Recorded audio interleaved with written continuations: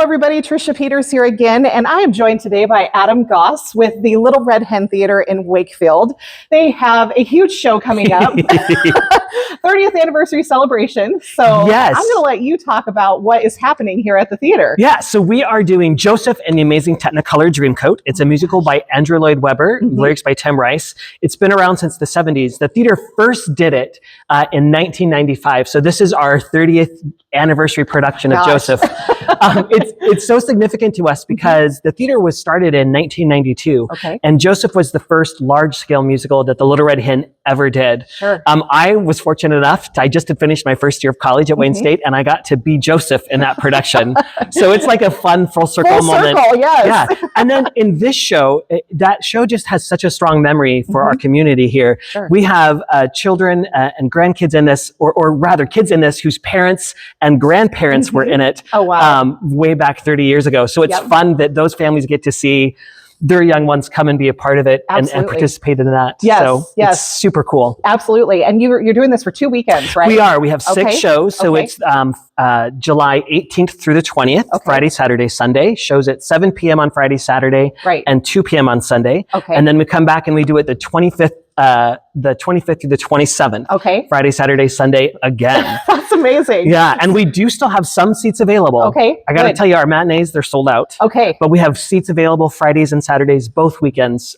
So come do Joseph with us. It's super fun. How can they come? How do they get the tickets? Yeah, so the best way to get our tickets is to visit our box office, which is online. So if you go to littleredhentheatre.com, and that's TheatreE.com, you can follow the links to the box office. You buy them online, super simple. Or if you don't like computers, some of our audiences don't, you can always reach out to us here at the theater, and that number is 402-287-2818. Okay, so what are the odds if somebody shows up in an evening performance that they're going to get into this thing? Yeah, it's usually rare for our summer musicals. We generally sell out all of our performances. Absolutely. So if you're not able to come this weekend, definitely go online and buy tickets now, because there is no guarantee we'll have seats for you. Oh, that's an awesome problem to have, quite frankly. We love it. We love it. Yeah. Well, and what's really great about what we've noticed here over the last several years at the Little Red Hen is, so we of course love our local audiences, and we get lots of people from Wakefield and from the Wayne area, but really our audiences are coming from a 50-mile radius.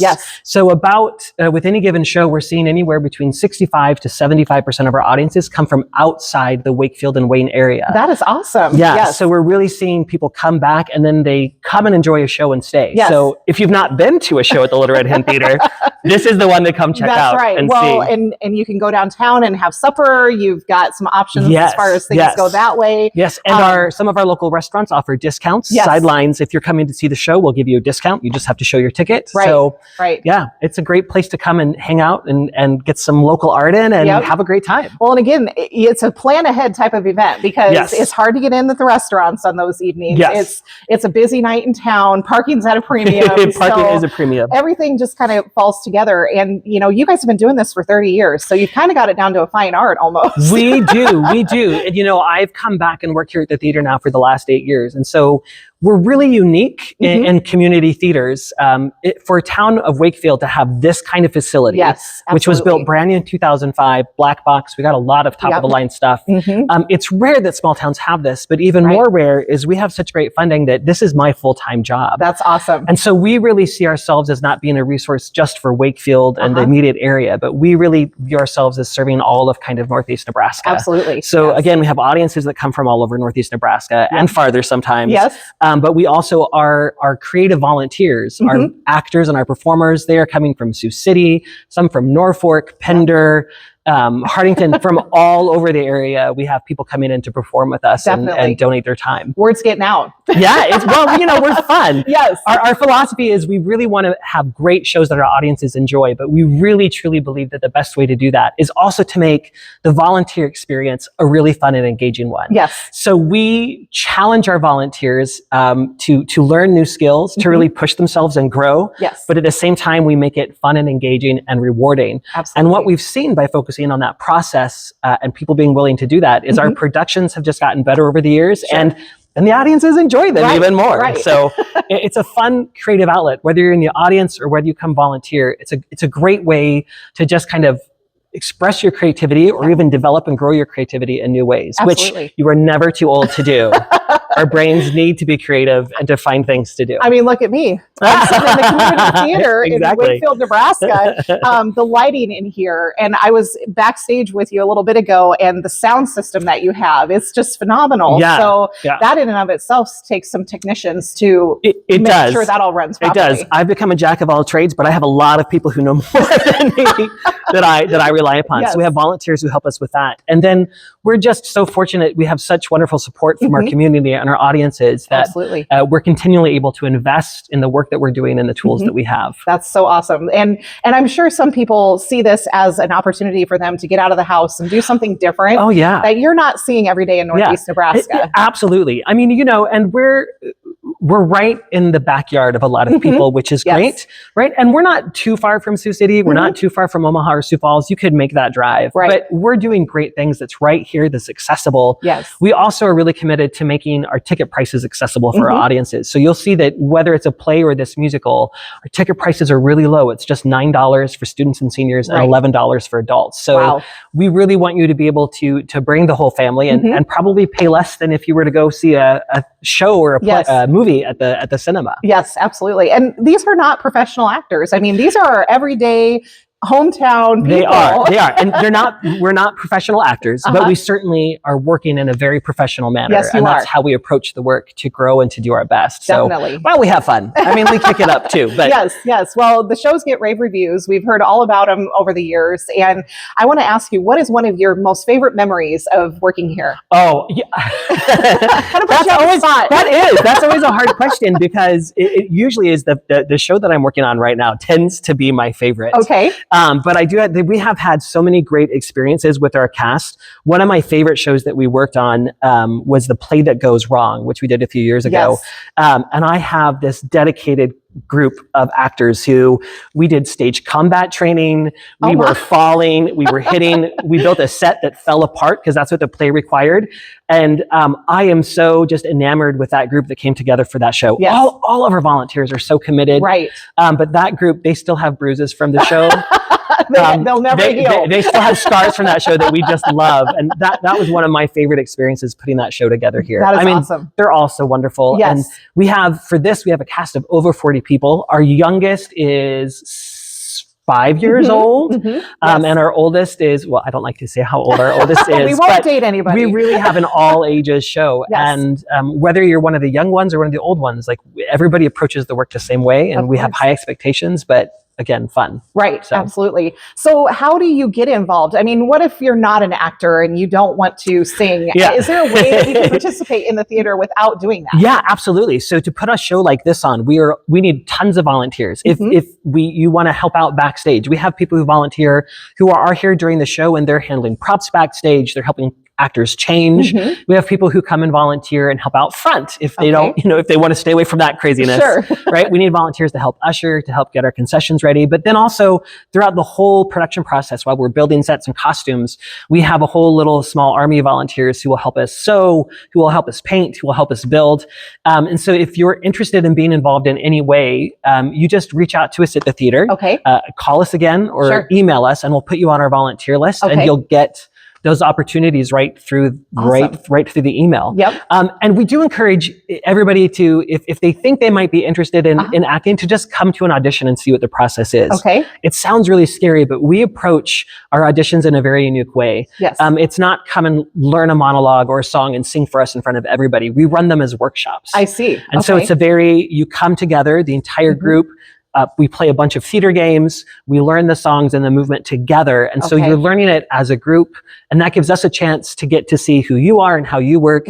Also how everybody works together. But it also gives the person who's coming to do the show, they'll get a sense of what the experience is going to be like. So they can really decide, oh, this isn't so scary, or maybe it is, but not it's fun. We really work hard to make it accessible and really build a community here that supports each other with what we do on stage. We want everybody to do their best, to feel confident and comfortable in what they're doing.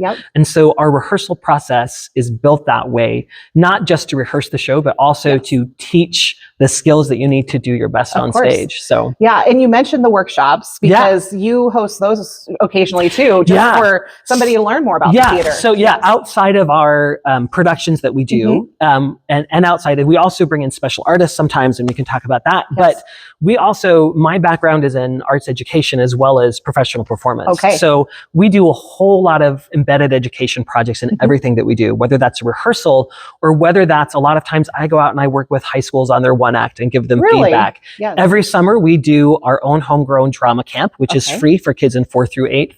And over the course of a week, we work with kids. They'll take a classic story or a play, and we work with the kids to adapt and create their own unique performance. And it's not about the show, it's about the process. So we're teaching the kids how to find their creativity, how to express it, how to use their tools of drama to be imaginative and tell a story, which are tools we all need to get through life, whether you step foot on stage ever again. Absolutely. But to find ways to express yourself that is clearly communicated and gives you some empowerment and confidence and skill building. That's what we love about this. Absolutely. Yeah. And even with this show, we've been doing lots of education. Just the other day, we had our local summer camp program from Wakefield Community Schools. They all came up and spent 3 hours with us. They did a mini acting workshop. They did a tour of the theater and learned about how we put the show together and how we operate. And then they also met with some of our actors, and then they got to rehearse a number. We staged a number with them from the show. So we're always wanting to reach out and find ways to bring people in. Definitely. Not just doing the shows, but again, we see ourselves as a resource for the greater community. Absolutely. So almost all of those education projects we do, we provide free of charge. Wow, that's pretty impressive too. I mean, it's part of our mission. Absolutely. Not just to do the performances and bring in artists, but also to be an arts education resource. Definitely. So obviously you probably have a board of directors too. That helps to oversee the theater and make sure you have the funding and all the things in place that are necessary to keep this place operational. We are a nonprofit entity. And so we do have a board of directors that meets regularly, who I report to. My job kind of is to oversee all of the artistic and administrative aspects. So I work very closely with the board. They're there for oversight, and we work closely together to ensure that we're planning things that the community needs, but that also they're things that we can get funding for, but that are also sustainable. We're not really interested in doing projects that are, well, we like big and splashy projects, but only if we can sustain them over a long period of time. One of the reasons I love this work, and I've worked at much larger arts organizations, which are wonderful, but in the area we're working, because we're in a smaller community and people continually come back, we get to see the impact on an individual over time. We have several students who are now, they're still young students, but they came to us when they were really young students. And we've got to see them grow, and how being involved in the arts on a regular basis has really kind of increased their ability to be expressive, how confident they are in themselves. And we see that in adults too, who started doing stuff with us and making new decisions and being bold in other areas of their life, which we think we have a small part of, but it is nice to see that growth in our community over time. Indeed. And everybody comes to be such a close-knit family here. I mean, you guys go out and have beers after the show. And We do. We have several people who do a lot of the shows, and so they may have instituted something called Thursdays, because we generally only rehearse Monday through Thursday. And so we do that and have regular gatherings. But to that, the culture we've built here is that it's one of the most welcoming places with the people who regularly participate. They really all take on the mission of the theater personally themselves too. And if somebody new comes in some places they're like, oh, who's that person? They're going to get that role. And we don't approach it that way here. Everybody who's involved, they're really welcoming. They want everybody to succeed and bring them into the fold. And it's unique. There are other places that do that, but it's rare. And we work really hard to maintain that culture here. Yes, that's so awesome. And it brings in the crowd too. When you feel that way. And when we're in this theater, you're only a few feet away from the audience. Reach out and touch I'm a firm believer that if it's not been a good experience putting it together, if the experience of creating the art isn't exciting or exhilarating, then the final product is not going to be either. And even if you're an audience member who doesn't go to a lot, you might not be able to tell what it is, but you'll feel that something's kind of off, which is why I love our shows, because generally you feel kind of the energy and the excitement and the commitment of the people on stage, yes. which just adds so much to the performance. That's awesome. Absolutely. And you've got an incredible set here. Yeah. So we are on a rotating disc, and I'm trying not to move my legs. We are. So we always choose productions that will challenge us in some way. We try not to put too many challenges in a single show. So, for instance, this year we did Sense and Sensibility, and that was a very text-heavy show. And so we did that specifically because for actors who regularly do stuff with us, it was a new challenge to have something with so many words. And technical words. Technical words and paragraphs of words, you know, between characters. Right. And so with this show, we chose it, A, because we love it, 30th anniversary, but also since I've been here, it's the first sung through musical that we've done. Oh, wow. So there's no spoken dialogue in this show. When you open up the script, it's just music. Oh, wow. And melody and lines and harmonies. Like the show is sung from beginning to end. Yes. And so that's incredibly challenging for us, and we're ready for it. Good. They do so great. Yes. But then we also try to do some things that challenge us technically and grow our skills. So we did build, part of our stage does rotate. Don't let the secret out. During the show at various times. So that was a personal challenge for me. I stepped on this thing and I was like, whoa. Yeah, our brakes aren't on right now because there's some paint drying, but it shouldn't freeform move in the show. It is controlled. You know, but it's been a fun thing for us to build something new and utilize that in a different way. That's really cool. And do you have people who come in to do the set building, or is it all the cast? We do. I mean, I'm here doing a lot of the major build. Part of my job is to help design the sets. And so this set design in particular is mine. This is incredible. So I kind of lead the build, but we have people from the cast who come in and help. We have a lot of people who aren't in the show but are volunteer and give us advice. Right. I ran a lot of this design by Nick from Nick's Woodshop here in town. Yep. That family participates quite a bit. So to make sure I was not out of my mind on how to do it. Really gonna work. Yeah, and they gave me lots of great advice on how to kind of put things together, and then a lot of it's trial and error. So. There's just so many moving parts that you don't realize go into a production like this. And hopefully when you come, you maybe don't notice all those little things. Right. If everybody who is behind the technical elements and the performers do their jobs, all you really know is that it was a great story and a great performance. Yes. You know, if you see the technical things go wrong or you notice them too much, I want you to notice them a little because we do some fun things. But if you notice them too much, then we're not maybe quite focusing on the story and what we're trying to tell. It distracts from what you're really going after. Yeah, but there is so much. And especially when we have a cast of 40, that's, you know, a minimum of 40 costumes, but really we're looking at about 70 to 80 costumes for this show. Oh my God. Because people play multiple characters and the show requires different things. And so not only is it building the sets and the lights, but it's also like a space for all of those people. And I have volunteers who organize where things go and how we move through things. And I have great volunteers. We have some quick changes. And so our 12 brothers in this show, or 11 brothers, have a quick change. And so they have figured out how to get them all lined up and to help each other change in about 90 seconds from one costume into another. So it's all those little details of craziness that is happening off stage. Absolutely. That you know, you don't see happen with the show, but that are going on. And how long ago did you start putting this all together with your crew? Yeah, so at least we started auditions for this were in May, and we started music rehearsals at the end of May. It's not very long ago. It's not. The whole process of actually putting it on its feet and building it is about 9 weeks. Wow. Like once we actually start like earnestly working on it with people here. We did 2 weeks of music rehearsals. Sure. And then we stage and do choreography, and then we run the show. Yes. So again, we want to respect people's time because they're volunteers. Yes, so it's a kind of a quick, intense project. It does require a lot of time, but we try not to make it a month's drawn out process. Yes. But really the other planning, like my creative planning and how we're going to do the show, that all starts well in a year in advance. Of course. So, you know, we knew we were going to do this production more than a year ago. Right. So figuring out some of the elements and what we want to do with it, how we want the experience to be for our performers, those are things we start talking about well in advance of actually putting it on its feet. Yes. And do you rehearse every night of the week, or do you have specific days? It varies. We generally just rehearse for most of our shows Monday through Thursday. Okay. And you generally, during the process, it's a 2-hour rehearsal at night, 6:30 to 8:30. We keep people's weekends free.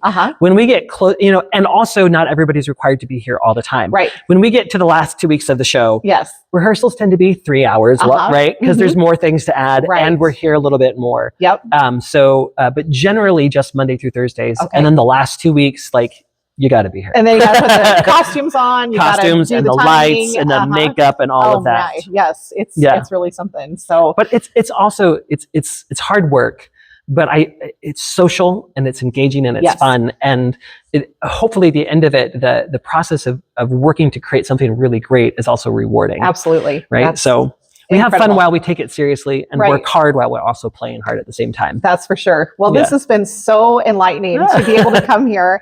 And we've got Joseph in the Technicolor Dreamcoat that's coming up in the next couple weekends. Yes. So do not ever tell me there is nothing to do in Northeast Nebraska. Yeah. I tell you what, we always have something going on at the theater. So check out our website, littleredhentheatre.com, or just call us or stop in. Yeah. It's my full-time gig. So I'm here. Address? You're on Main Street in Wakefield. Main Street in Wakefield, 316 Main Street. Okay. Can't miss us, across from the post office. Yep. Generally here Monday through Friday. You can knock on the door and find me. But check out our website, www.littleredhentheatre.com. We're also on Facebook. We're on Instagram. We're on Twitter. I think that's all of our socials for right now. I haven't been able to do TikTok yet. The kids are urging me to get there. It's a big push for a non-millennial. Let's put it that way. I agree with that. I can relate. So, well, Adam Goss, thank you so much. Little Red Hen Theatre in Wakefield, Nebraska. This is a part of our summer series on things to do in Northeast Nebraska. Thank you so much for joining us, and get over here to check out the show this weekend. Yeah, this is going to be amazing. Yeah. So, and we'll take a spin on the wheel here pretty quick. Thank you so much. Thank you. I appreciate it. Welcome home.